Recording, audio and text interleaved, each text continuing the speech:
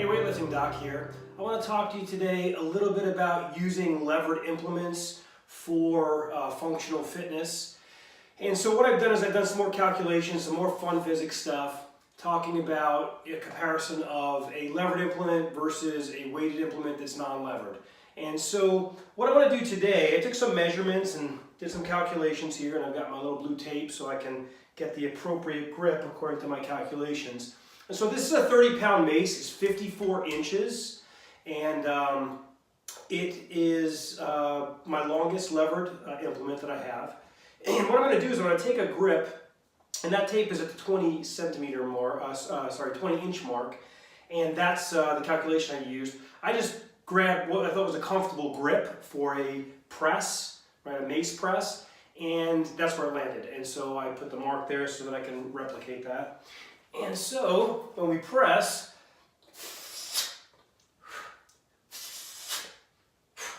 okay, that's what a press looks like with the mace.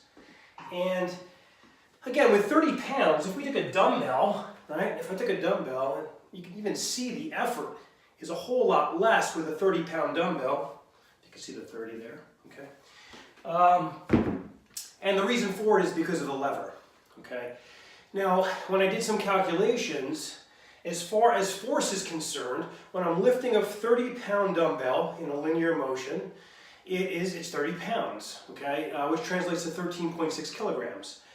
When I lift a 13.6 kilogram mace with this specific length, with the grip that I had, it actually increases the force by 1.7 times, and so it's like lifting a 51-pound weight. Now, that doesn't seem like a lot, but if you think about 10 repetitions, if I do 10 repetitions with a 30-pound dumbbell, that's 300 pounds lifted. If I do 10 repetitions with a 30-pound mace, that's 510 pounds lifted. And the more repetitions you do, that number goes up exponentially because, again, you're lifting a lot more per repetition. Now, the other thing that weighs into this is torque. So you can see even the movement as it goes up with the mace is a little bit shaky because you need to counterbalance, because this hand, the hand closest to the end or the weighted end, that is your pivot point, okay? So that is your axis of rotation. So you need to balance. So another thing that's really hard to quantify is the amount of muscles that have to act as stabilizers to keep everything balanced over that pivot point as you're moving through space, right? As you have this excursion or this movement, this distance that you're moving this weight through, okay? I did calculate torque also. And so when we have a dumbbell, there's no torque because the weight is equal on both sides, so it doesn't pull either way if you're completely centered, okay? So there's no torque at all pulling, which is why it's a balanced and easier movement. If that dumbbell, still 30 pounds, I would have grabbed it in the middle, but both of these ends here, so both of these ends, okay, were on the other side, so they were only on one side, and I grabbed the bar in the middle.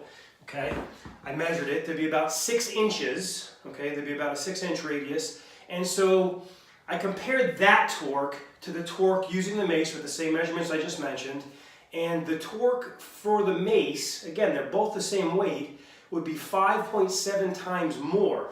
So, by the way, what is torque? Torque is a force that pulls, it's a rotational force. So it's basically the force that's trying to pull that lever down, or pull that, the lever, the moment arm is trying to pull that moment arm or that lever down. And so it's 5.74 times greater with the mace than with the dumbbell, if the dumbbell had the weight on the one side.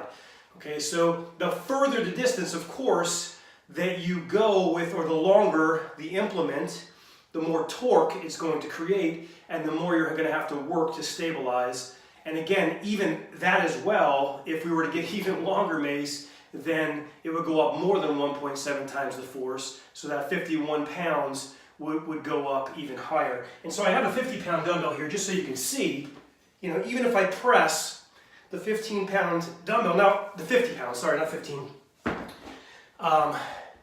The 50-pound dumbbell is still easier to press than the 50-pound mace, and it has to do with that torque component. You can see the 50-pound is obviously harder to press than the 30-pound dumbbell. Again, using some rotational forces, calculating torque makes it a lot harder. The fact that it's a distance from the pivot point and where you're pressing from makes it a lot harder. So if you haven't worked with these levered implements before, like clubs and maces, I highly recommend you check it out. They're really fun. They work tons of stabilizers or muscles that act as stabilizers. They create tons of core strength, as well as a lot of these are really amazing when we're moving them through space to open up joint mobility and things like that. If you have any questions, let me know. Stay strong. I'll see you next time.